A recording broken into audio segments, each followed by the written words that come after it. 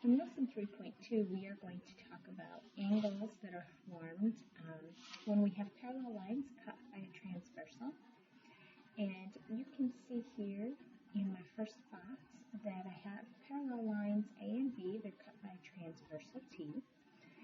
And the first angles we're going to take a look at or talk about are corresponding angles. So a set of angles that would be corresponding, well, 8 would correspond with angle 2. And if what we would find is that if we take a protractor and we measure those, then we would find that angle 8 and angle 2 are congruent. So the postulate says if a transversal intersect two parallel lines, then the corresponding angles are congruent. That is actually going to be true for all of the corresponding angle sets. So angle 2 is congruent to angle 8, but also angle 7 is congruent to angle 1, or angle 3 is congruent to angle 6, and lastly angle 4 is congruent to angle 5. We have 4 sets of corresponding angles. Sometimes you're going to be asked to solve for your variable, and as you look at example A, I'm looking to solve for, here I'm looking just to find my angle measures, but I do know that my lines are parallel because of my arrows marked here. And so when I look at finding the measure of angle ECF, first thing I want to identify that angle, ECF, talking about this angle here, well, I can see that it corresponds with this angle here. And so if my angle of EBG is 70, then this angle here, ECF, must also be 70 degrees. Secondly, they asked me to think about finding the measure of DCE. Well, the measure of DCE here, this angle would actually correspond with my angle of ABE here.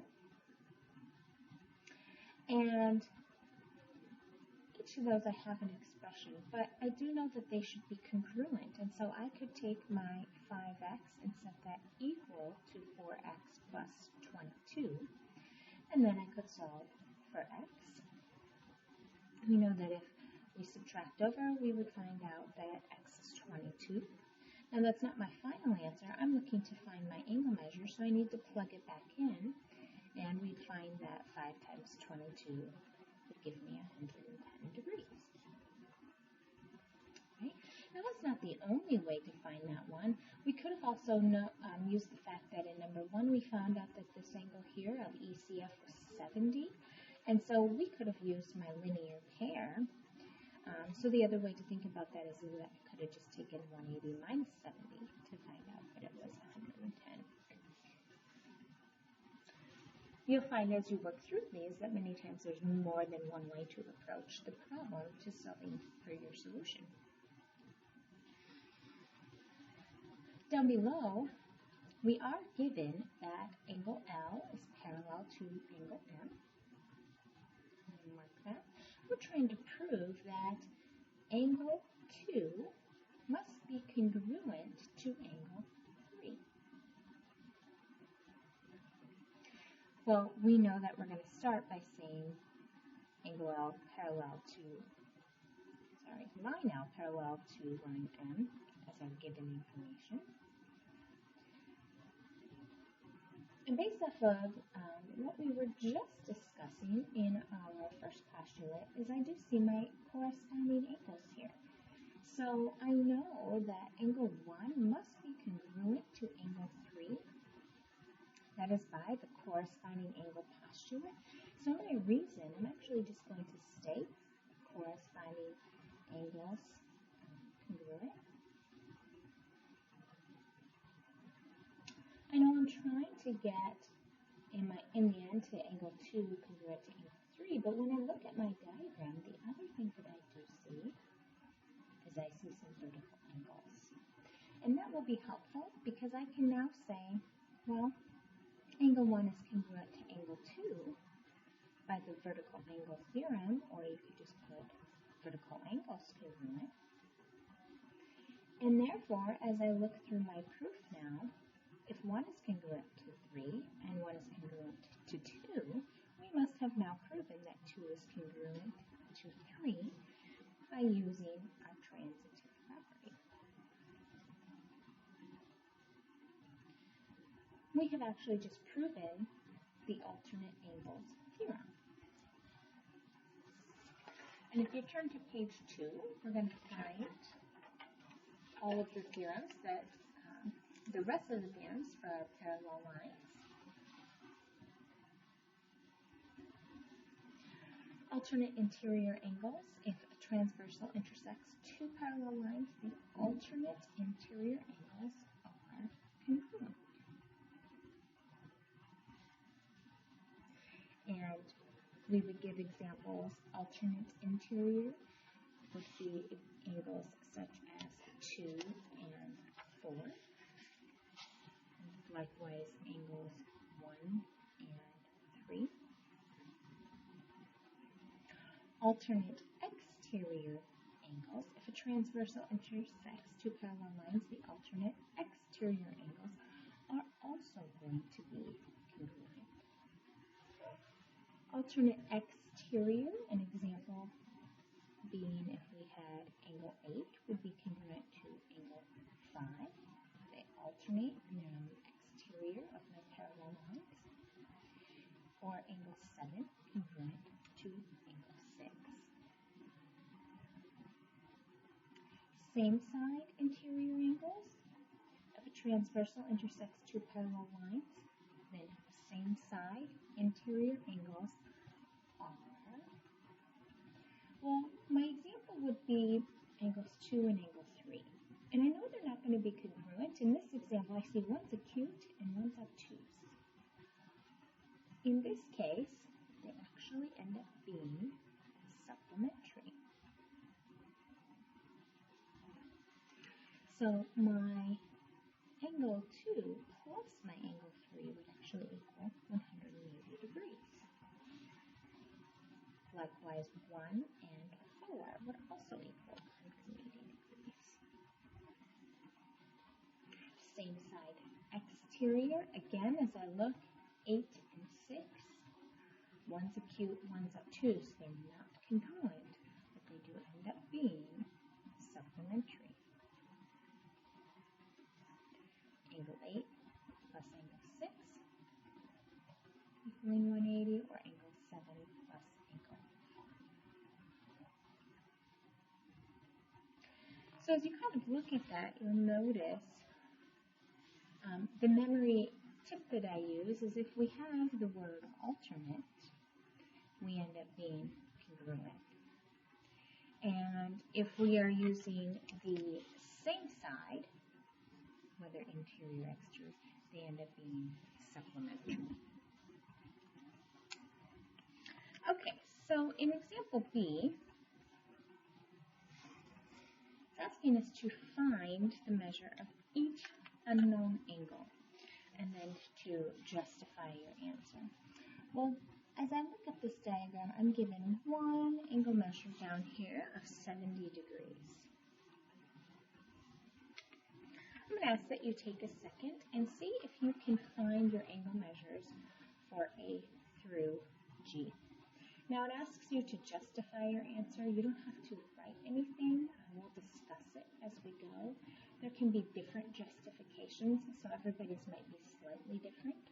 But see what you can figure out for your angle measures. I'll give you a moment, and then we'll discuss.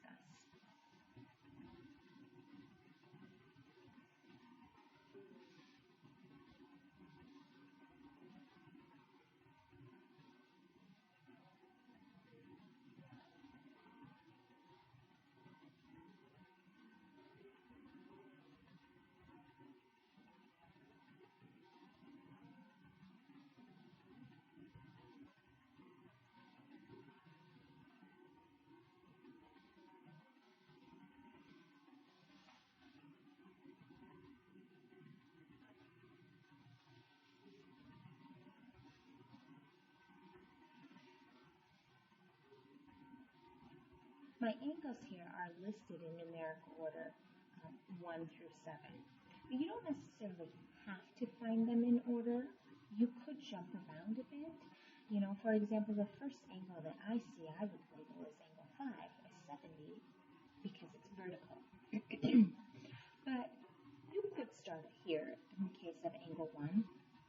And when I look at angle 1, I can see, oh, well, that is going to be alternate exterior with the 70 degrees. And so those are going to have to be congruent. Sometimes after I've found that, I like to go in and I like to label it just so I have that visual there. Now, angle 2, well, I can see I would have a linear pair. And so 180 minus the 70 is going to end up being 110 degrees. I can see in angle 3, well, you could use vertical, you could use the linear pair. This is going to end up as 70. And then angle 4, again, vertical or linear pair, ends up as 10. And finding our remaining 3, again, you could use lots of different strategies. Our same side interior angles would say they have to be supplementary. Or alternate exterior would say, alternate interior would say they have to be congruent. Maybe you're going to use some corresponding angles to find that angle 6 would be 110. And then finally, knowing a linear pair or vertically that angle 7 would also have to be 110. So you'll notice as you go through that you really only have 2 angle measures, 2 different measures we're working with. In example C, we're going to do some solving. And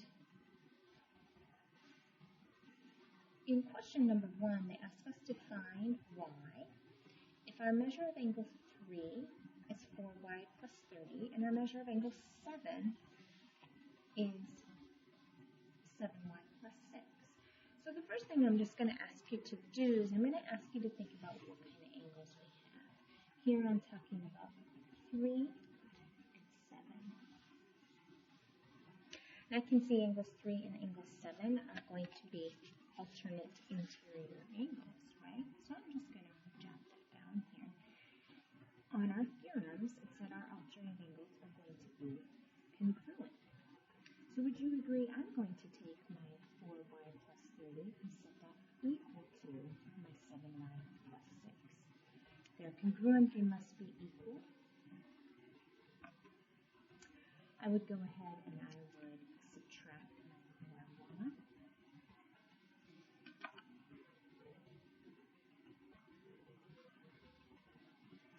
And then we would subtract 6.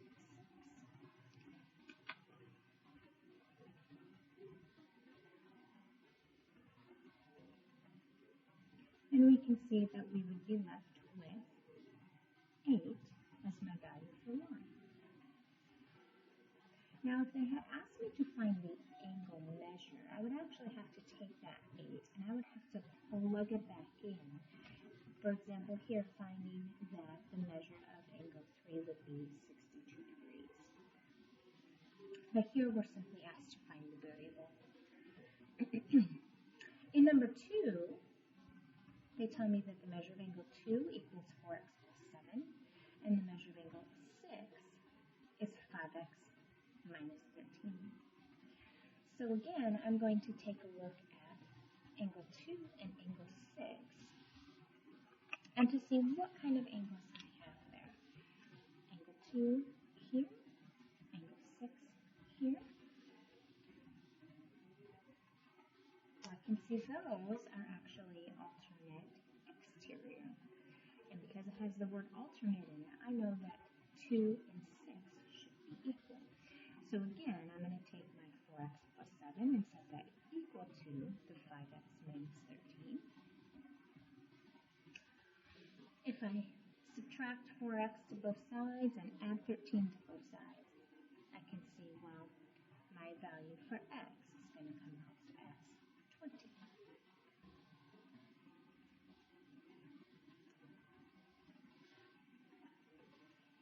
in question 3, we're finding y. Looks like we're looking at the measure of angle 4 and the measure of angle 3. So here, my 4 and 3. And I'm wondering, what kind of angles are these? Well, 3 and 4 I can see are same side interior, same side angles. They are supplementary. And so this time, I'm going to take my two quantities and I'm going to add them to equal 180. 68 plus 3y minus 2 should equal 180 degrees. I'm going to do a little bit of simplifying first. So I'm going to say that 3y plus 66 equals 180 degrees. Subtract 66 and find out that 3y is going to equal 114. We will divide and finally find that y is 15.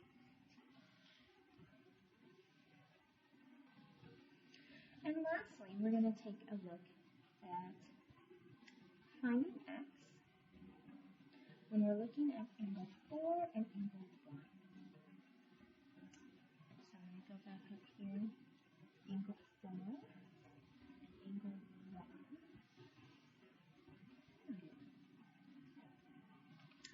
Well, angle 4 and angle 1, they do not correspond. They're not alternate interior, they're not alternate exterior. Or same side interior, same side exterior. They're actually not an angle pair. But when I look at that diagram, the first thing that I do see is that angle 1 and angle 3 are vertical. So if these two are congruent, now when I look, we actually could say they should add to 180 degrees, which would also mean that angle 1 and angle 4 add to 180 degrees.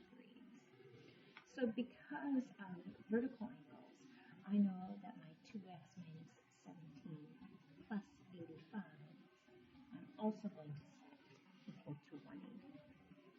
I'm going to do a little bit of simplifying here, and I find out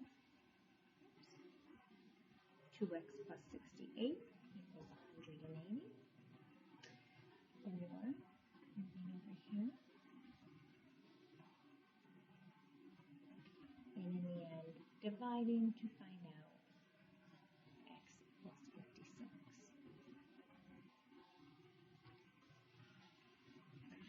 Okay, we have one more example to take a look at.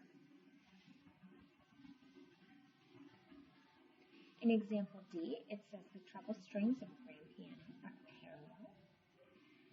Viewed from above, the bass strings form transversals to the treble strings. Use the diagram below to find x and y.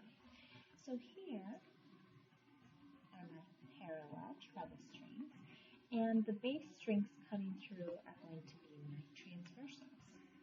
Now I'm looking to find x and y, and I can see that they have an angle labeled here at 25x plus 5.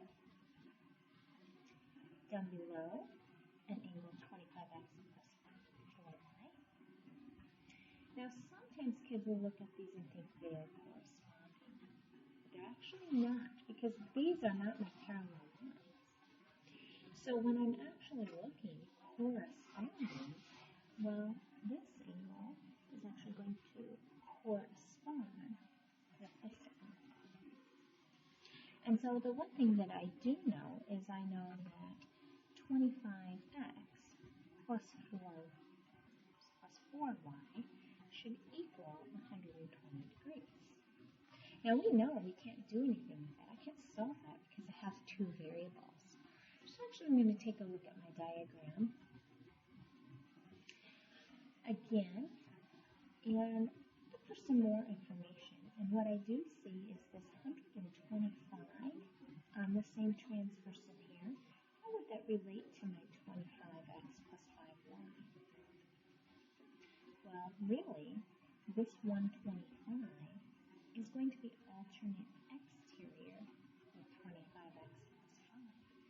And so those should be congruent. So I have 25x plus 5y, which should equal 125. This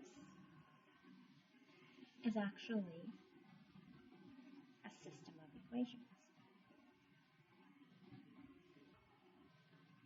And you probably talked briefly about solving a system of equations last year in algebra.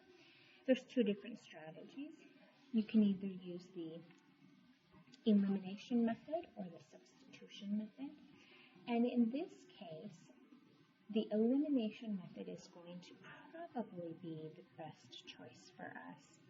If I have two variables with the same coefficient, I can quite easily eliminate one of those. So I'm going to just show you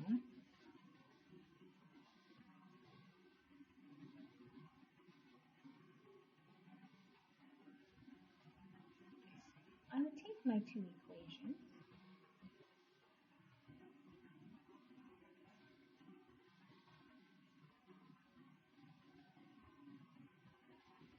and I'm going to actually think about taking this bottom one and multiplying everything by a negative 1. And as long as I multiply every term by the same number, because I'm applying the multiplication property of equality, my equation will stay balanced. After I do that, I'm going to add my equations together.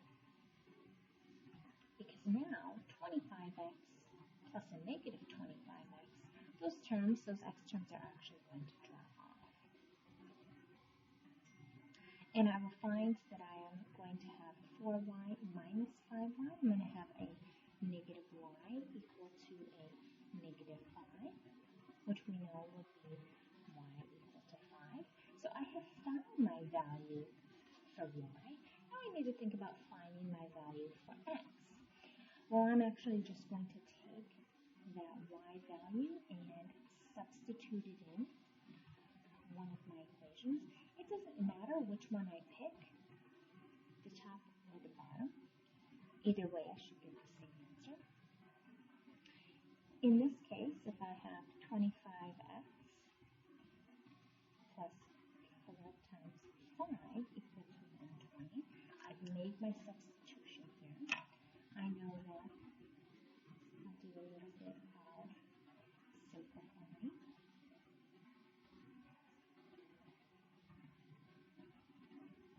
And we are going to find out that x is 4. And of course, we could check those answers. If we plug them both in into both equations, we should end up with the final answers of 120 and 120. So that is a system of equations, and we use the elimination